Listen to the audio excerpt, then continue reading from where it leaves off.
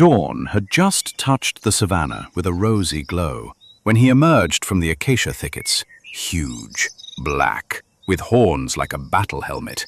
An African buffalo, one of the continent's most dangerous beasts, capable of knocking down a lion with a single swipe of his horns. But this morning, he had no time for enemies. He had a problem far smaller and far more persistent than any predator. Hundreds of creatures lived on his body. Ticks burrowed into the skin behind his ears, in the folds of his neck, between his hooves.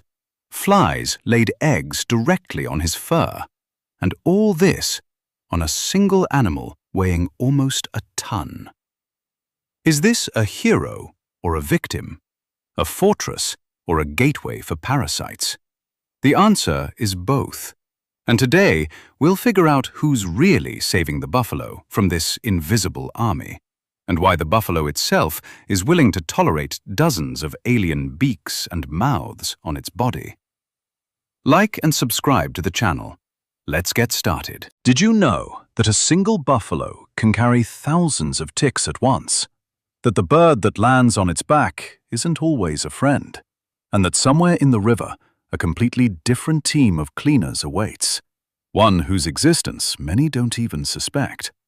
All this is covered in this episode. Buffalo are herd animals. Where one animal grazes, dozens, even hundreds of others are usually present. The tall grass, humid savanna climate during the rainy season, and abundance of warmth and blood are ideal conditions for ticks. Scientists studying the parasite load in large ungulates in Africa note that a single adult buffalo can harbor several thousand ticks of different species at a time. It's not just unpleasant. Each tick creates a tiny wound through which the animal loses blood, and if there are thousands of ticks, the blood loss becomes significant. Worse yet, ticks carry diseases. Some can infect buffalo with blood parasites, which weaken the immune system and make the animal more vulnerable to infection. Add to this the flies and horseflies that swarm around the buffalo, especially in the heat, laying eggs in open wounds or simply irritating the skin until it bleeds. For one animal, even one so huge and strong, this is a real siege, not from the outside, but from within its own skin. And a buffalo can't handle this on its own. You can swat away a fly with your tail and scratch your side with your tongue, but you can't reach a tick behind your ear or on your back with your tongue. Nature, however, rarely leaves a problem without a solution. It's just that the solution doesn't always look like what we expect. A small bird with a bright red beak perches on the buffalo's back. It's an oxpecker, a bird known in English as an oxpecker, literally bullpecker. It settles comfortably, clinging to the buffalo's fur with its claws, and gets to work. The oxpecker's beak is more than just a beak. It's flattened laterally, like a pair of small scissors, and is specifically designed for picking ticks out of the fur and skin of large mammals. The oxpecker methodically examines the buffalo's centimeter by centimeter, the ears, neck, belly, even the nostrils and eyelids, where the skin is especially thin and ticks like to hide. In a single day, an oxpecker can peck at dozens, sometimes hundreds of ticks.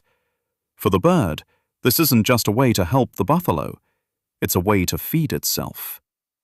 Ticks, their larvae, and the animal's blood and dead skin are the oxpecker's main diet. This isn't a sacrifice, but a truly mutually beneficial relationship. The buffalo receives relief from parasites, and the bird receives a stable food source that comes to it every morning. But here is where ambiguity creeps into the story. For a long time, the oxpecker was considered a textbook example of symbiosis, that perfect partnership from school biology textbooks. But observations by scientists over the past decades have revealed a more complex picture. It turns out that oxpeckers aren't always content with ticks. The birds have been observed pecking at existing wounds on animals, for example bites or skin lesions, to drink blood directly. This behavior interferes with healing and can even provoke new infections. Some researchers suggest that in this regard, oxpeckers act more like small parasites than cleaners, just less noticeable and less repulsive than ticks. It creates an interesting picture. A bird that has been perceived for centuries as a friend and protector actually walks a fine line. It brings enormous benefits to the buffalo, ridding them of hundreds of bloodsuckers. But sometimes, it itself becomes a source of minor harm. This is neither friendship nor pure parasitism. It's something in between, what scientists call commensalism with elements of parasitism. Simply put, a benefit that is never one-sided or completely pure. Buffalo, however, rarely chase away the oxpecker, perhaps because the overall benefit still outweighs it. Dozens of pecked ticks are worth one stray wound. Or perhaps it's something else. The buffalo simply can't tell the difference. It has no way of distinguishing between concern and the bird's profit at its expense. It simply tolerates it, because that's how its species has behaved for thousands of generations. The sun was rising higher, and the heat was truly scorching. The oxpecker, having had its fill, flew off the buffalo and joined the flock of its relatives circling above the herd. After all, where there's one buffalo, there are dozens more, meaning there's plenty of work for all the birds in the area. The buffalo moved on leisurely. Its path led to where the herd headed every morning during the dry season, to the river. Not just to drink and cool off in the heat. There, in the murky water near the shore, a completely different cleaning crew awaited the buffalo, far more numerous, far less visible, and operating by entirely different rules. Because it turns out that getting rid of parasites on dry land is only half the story. The real work begins where water touches skin. The buffalo entered the water slowly, first knee-deep, then chest-deep. The river greeted him with coolness, the very coolness that draws the herd to the shore every day in the heat. But the water had another, far less obvious reason for its visit. There are observations, still few and not fully studied, that small fish sometimes congregate near large animals at watering holes. They stay near the legs and sides, where the skin is particularly vulnerable to ticks. Some naturalists and local residents in various parts of Africa have described scenes of fish processing the skin of large ungulates, buffalo, antelope, and livestock, picking up edible items from the skin, larvae, dead skin particles, and possibly ticks themselves that have fallen into the water while the animals are bathing. The image is captivating. Fish surround the legs and sides of a huge animal, which stands motionless, as if allowing itself to be examined. But it's important to be honest. This isn't yet a rigorous, proven scientific fact like those described for the oxpecker. It's more of a hypothesis based on scattered observations by travelers and gamekeepers. No systematic studies of this specific behavior in African buffalo have yet been conducted. Let's take this image with a grain of salt. It may be beautiful, and it may be true, but it hasn't yet been conclusively proven. What's been firmly proven is the existence of the phenomenon of cleaner fish as a biological strategy, far beyond African rivers. This practice has been studied in detail on coral reefs. Small fish, such as wrasses of the genus Labroides, specialize in removing parasites, dead tissue, and mucus from the skin, mouth, and gills of larger clients, larger fish, turtles, even marine iguanas. The client swims up, holds still, and the cleaner begins work right in its mouth or under the gill covers, while the predator leaves it alone, even though in another situation it might eat it without a second thought. This is a classic example of mutualism, a mutual benefit for both parties. Moreover, this behavior has arisen independently in fish many times over the course of evolution in various parts of the ocean. Scientists call this convergent evolution. Different, unrelated species arrive at the same solution independently, simply because it's so beneficial. There's also a practical example from today. In industrial Atlantic salmon farming off the coasts of Norway, Scotland, and Iceland, cleaner fish, such as lumpfish, are intentionally introduced to remove sea lice, small parasitic crustaceans, from the salmon. This isn't just a myth. This is how modern aquaculture operates in several countries, because cleaning one fish with another actually works and reduces the parasite load. Even documented and studied cleaner fishes share the same ambiguity as the terrestrial oxpecker discussed in the first chapter. Scientists observing reef wrasses have noted that sometimes cleaner wrasses don't limit themselves to parasites, but instead nibble off a piece of healthy mucus or tissue from their client's body, simply because it's more nutritious and easier to obtain. Biologists have outright labeled this behavior deception. In this case, the client loses slightly more than they should. The open wound heals more slowly, and the protective mucus is damaged. But overall, the balance still tends to be in the client's favor. The benefits of regular cleaning outweigh the occasional losses from deception. A fish that deceives too often risks losing clients. They simply choose the next cleaning station. If the hypothesis about fish and buffalo in African rivers is one day confirmed by rigorous field studies, it's quite possible that the same principle operates there as on reefs and salmon farms.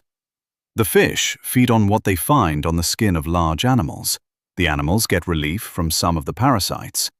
And somewhere on the fine line of this benefit lies the same little trick as the oxpecker. Nature invents the same scheme again and again, because it works. For the buffalo itself, water is a proven relief, even leaving aside fish. The body of a large ungulate quickly overheats in the heat, and water and clinging mud provide additional protection against insect bites and sunburn. Many large African herbivores, not just buffalo, but also hippos, rhinos, and elephants, regularly bathe in mud and water for precisely this purpose.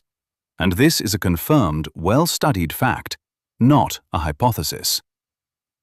The buffalo stood in the river for almost an hour. The herd around him did the same. Dozens of animals submerged in the water, calm, almost motionless, as if the water had temporarily dampened their usual wariness. But peace in the savannah never lasts long. While the creatures on and around the buffalo are busy relieving its burden, a much larger question arises. What actually happens when dozens of species simultaneously use a single body as a resource, a home, and a food source? And what would happen to the buffalo if one day all these little helpers suddenly disappeared? The sun was setting, and the savannah was turning the same deep orange with which this episode began. The buffalo emerged from the river and shook himself. The drops caught the last light of the fading day. Fresh mud was already drying on his skin, and the oxpecker was once again settling on his back. The circle had closed. Morning began with a bird on his back, the day was spent in the water, and evening greeted the same bird again, doing the same work. So, what does the buffalo ultimately gain from all these relationships? And what does it lose? It's time to take stock. The oxpecker, discussed in the first chapter, has been proven to reduce tick numbers on the animal's body. This behavior is well documented. The bird methodically inspects the neck, ears, and belly, areas the buffalo itself can't scratch with its tongue or horns. Fewer ticks means less blood loss and less risk of contracting tick-borne diseases.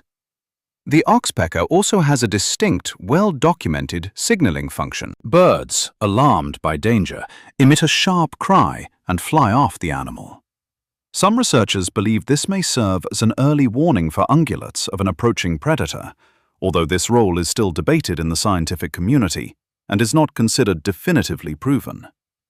Regarding the fish in the river, let us reiterate. The very idea that fish might graze on the skin of large ungulates sounds plausible, given what we know for certain about cleaner fish in other ecosystems, on reefs, in salmon aquaculture. But when it comes to African buffalo, this remains a nice hypothesis, not a confirmed fact.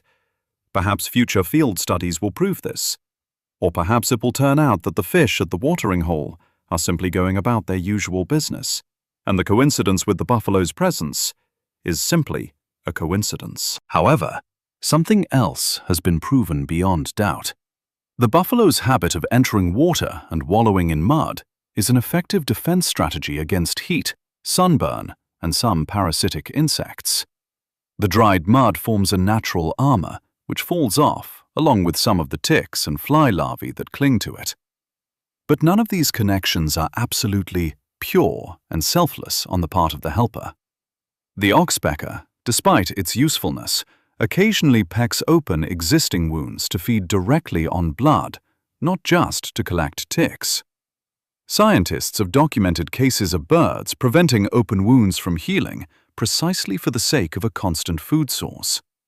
This doesn't make the oxpecker a villain. Rather, it demonstrates that the line between assistance and exploitation in nature is very fine. A similar logic could presumably apply to relationships with fish, if the hypothesis about them is confirmed. A fish seeking sustenance on a buffalo's skin is likely interested not in the animal's health, but in its own survival. Caring for the buffalo, if present at all, is not the goal, but a side effect of another's hunger. This is the key lesson of the biology of symbiotic relationships. Pure altruism is extremely rare in nature. Even the most beautiful alliances between species are almost always built on mutual benefit, not selfless care. Precisely because the benefit is mutual, these relationships are stable and repeatable from generation to generation, requiring neither contracts nor conscious choice. If you look at a buffalo from a distance, as a biologist would, not just a wildlife spectator, you see more than just one animal. You see a living platform around which a whole web of life exists. Ticks seeking blood, an oxpecker searching for ticks, perhaps fish searching for something that has fallen from its skin in the water, mud protecting its body, a herd in which it seeks safety from predators. The ton of muscle and bone mentioned at the very beginning of the episode isn't just a formidable beast with horns, capable of holding its own against a lion.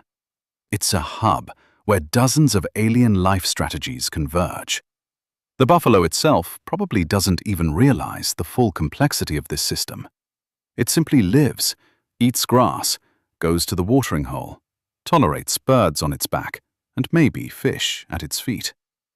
But the result of this simple, instinctive existence is a complex web of interdependencies that has evolved over millions of years and continues to evolve right now, every morning, at every watering hole on the African savannah. At the beginning of the episode, we wondered, is this a hero or a victim? A fortress or a gateway for parasites? Now, knowing the whole story, we can honestly say, the buffalo is neither one nor the other. He is both at once. He's strong enough not to fear a lion, yet vulnerable enough to depend on a palm-sized bird. He's resilient enough to survive the bites of thousands of ticks, yet so desperate for help that he endures the beaks of strangers on his body every day, and perhaps even the mouths of strangers in the water. None of these alliances are consciously signed or chosen. They're the result of millennia of trial and error, during which precisely those behavioral strategies have survived that allowed both parties to gain slightly more benefit than harm. Nature is rarely simple. It doesn't divide the world into friends and foes, helpers and parasites. It divides it into those who have found ways to benefit from each other. And in this mutual use, oddly enough, is born the resilience that keeps entire ecosystems afloat, from a coral reef to a dusty African savannah. Sunset finally descended on the river. The buffalo looked at the water one last time, turned, and slowly walked back to the herd, where the grass still retained the warmth of the day. An oxpecker swayed on its back, surviving ticks still hid in the folds of its skin. And in the river behind it, small fish, heroes whose role in this story science has yet to confirm or deny, perhaps continued their unnoticed work. What do you think? Are such alliances a sign of genuine nature's care for each other, or pure calculation, where there's no room for anything but mutual benefit? Share your thoughts in the comments. And if you enjoyed this journey through the invisible life of the African buffalo, subscribe to the channel and give it a like. There are many more such stories about wildlife to come, where seemingly simple things turn out to be much more complex than they seem.